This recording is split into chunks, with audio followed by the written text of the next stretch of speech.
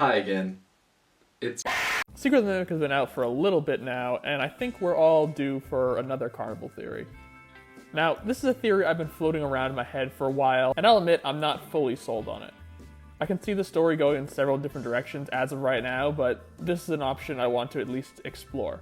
So just to give a bit of context, the R&D Floor caused a bit of a stir in the community during the first few months of Secret of the Mimic's release. We were shoved full force into a prototype of the FNAF 1 pizzeria, complete with prototypes of the Classic 4 robots that were not developed by Henry and William, but instead by Edwin and potentially Fiona Murray. What we learned was that Fazbear Entertainment had contracted MCM at some point in the early 70s to develop their next big thing. A massive restaurant chain with a complete animatronic band. Now, confusion aside, this does add a lot of genuinely cool concepts into the lore regarding how Freddy's came to be. We see from the various rooms and suits in MCM and the R&D floor that Freddy's did not start out as the pizzeria we know it as today. It's basically the culmination of years of development and multiple brands that all eventually fell under the Fazbear umbrella and were merged to create a single cohesive vision that carried Fazbear Entertainment for decades. All the characters in Freddy's have their roots in different places. Freddy originated from Fredbear's Sing and Show, Bonnie started as Spring Bonnie in Fredbear's Family Diner, Chica came from Chica's Restaurants, and Foxy was an MCM original character and the star of their puppet show. But we also know this wasn't always the case.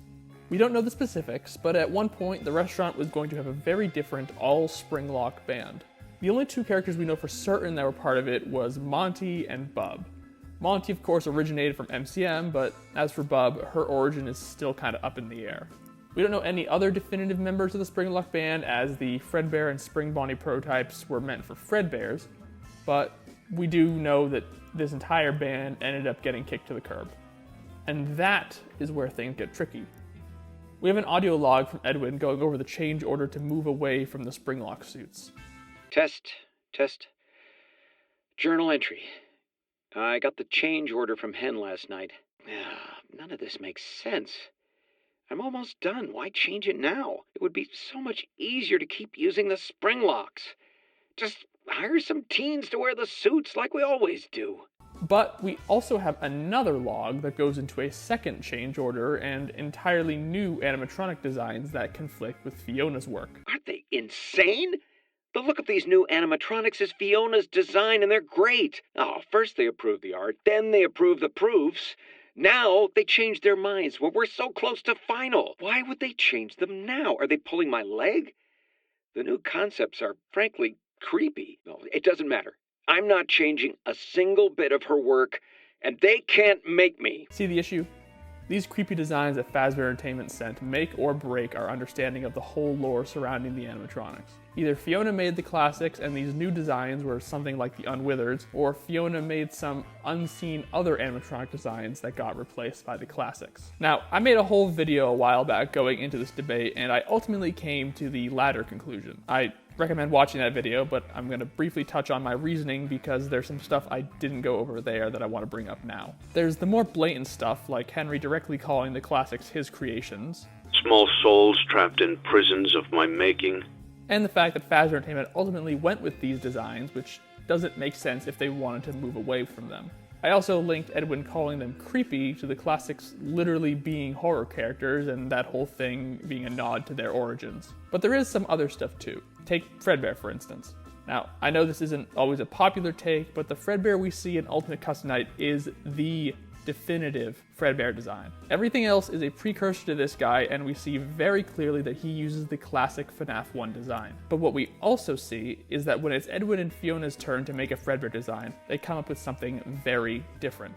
Custom Night's Fredbear is fully a Henry creation, and it uses specifically the classic design, which is another strong indicator that this design originated from Henry and not Edwin. We also know that, despite Edwin claiming he would not change any of Fiona's designs, the Freddy's project was swamped with numerous change orders. I can't do this alone.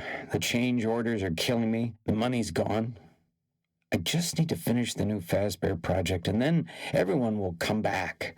We can get back to normal. Edwin isn't just getting ordered to change designs once or twice. He's been given a whole host of orders, and he admits that it's too much for him. His company is in shambles, and the Fazbear project is the only thing that could possibly save it. And I doubt that after a while he would even have the strength to keep refusing that order to change Fiona's designs. But what are these mystery designs? Well, I think it's possible that Edwin and Fiona made the toys. Now, when I say that, I don't mean the shiny new robots that were explicitly built in 1987. Instead, I mean their designs. We've seen through Secret of the Mimic that plenty of characters predate their main animatronic appearance. Roxy, Monty, Freddy, Helpy, and so many other characters had older 70s iterations that would later be turned into Fazbear animatronics. They started out as costumes, or puppets, or sometimes completely different characters. Point is, a character can exist before the robot was built. But you might be asking, why the toys? Well, that's because they're a prime example of this. When FNAF 2 was out, we had no reason to think the toys ever existed before 1987.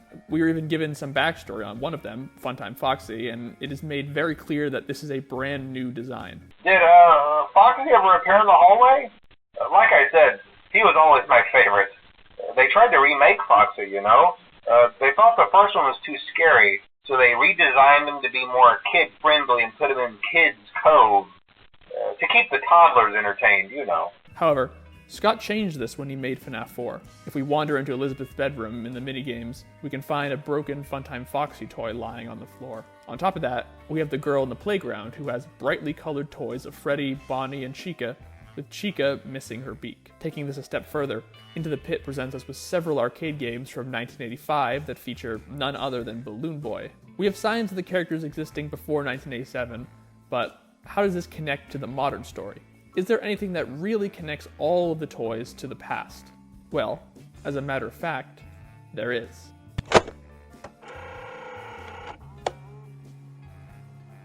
Now, aside from all the fun mini-games and really confusing endings, Help 102 also has a blue van's worth of Secret of the Mimic foreshadowing, and that's not even counting the update themed around teasing the game. Help 102 is the reason we need to look to Fall Fest for our future 70s game and how we learn about the fire that claimed Fiona's life. Several of the levels are fully set in simulations of the Fall Fest grounds, but one in particular that I want to focus on is carousel repair. This level places us in the role of a technician tasked with fixing up a vintage carousel. And the carousel carriages are themed around the Fazbear characters. You've got Mr. Cupcake, Foxy, Freddy, Bonnie, Chica, and Funtime Foxy, and Balloon Boy. What's more is, upon further inspection, half of those Freddy, Bonnie, and Chica carriages are actually their toy designs. Note the rosy cheeks on all three, the lighter colors, and Toy Freddy's iconic red striped top hat. The whole gang is here, and given this ride is on one of the fire-related levels, Steelwool seems to be telling us that the toys were here long before 1987. The toy design existed alongside the Classics and were being used for merch by Fazbear Entertainment by 1983 at the latest. But still, I'm sure this isn't fully convincing for everyone. And I'll admit, I'm not 100% sold on it either. However, there is still one thing I've yet to mention. Well before Secret of the Mimic's announcement, we got two very strange pieces of concept art which were definitely meant to be related to this game. The first was the image of a boy sitting in an old hallway, likely concept art for the Inventor House, but the second was titled Creepy/Friendly Faces and depicted 3 mascot costume style animatronics. And if we look closely, we can see that these are specifically the toy designs once again. They got the same colors, the same rosy cheeks, and of course, Toy Freddy's red striped hat. Of course, these don't appear in Secret of the Mimic, but I don't think it's out of the question to assume that they could appear in the future. At the very least, it shows that at some point, there was a plan to have mascot costume variants of the toys, directly connecting their design to MCM. Again, this might not mean anything, but, you know, thought for food.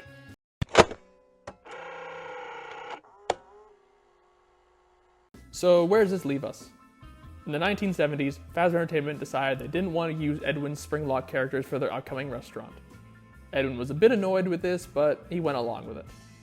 He was given some new characters to make, and so Fiona went to work designing new versions of Freddy, Bonnie, Chica, as well as a new white and pink pirate fox and this rotten little boy. After she died, Edwin continued working on these characters until Edwin gave him another change order. This time, Henry had done the work of designing 4 new animatronics for Freddy, Bonnie, Chica, and the newly acquired Foxy. But Edwin didn't appreciate being told to completely redo all his work, especially since he was so close to being done, and more importantly because the designs he had been making were his dead wife's. Edwin didn't like Henry's robots and found them creepy and stalled working on them until Fazbear put their foot down, burying him in change orders until he caved in and started building the prototypes for Henry's robots. Of course, he never gets to finish them, and MCM collapses and is acquired by Fazbear Entertainment. They continue with their restaurant plans, with Henry taking the next few years to build the robots properly. But in the meantime, Fazbear decides to do something with the other designs Edwin made. They create the toy characters and start selling merchandise of them in the 80s. Afton even turned Funtime Foxy into a core member of the Circus Babies band. These designs would be relegated to the toy shelf for quite some time until the grand reopening of Freddy's in 1987. After deeming the old robots too ugly and reeking of death, Fazbear Entertainment repurposed these old designs and created the lovable toy animatronics that we all know. But yeah, like I said, I'm not fully sold on this. It might be that Fiona did design the classics, or maybe she just made some other character designs like the rock stars or whatever. Hell, maybe it's just non-Springlock versions of Bub and Monty and whoever else, and we're never even going to see them. Either way, I hope this theory has at least given you a new perspective on the story, even if it never actually gets some crazy payoff in the future.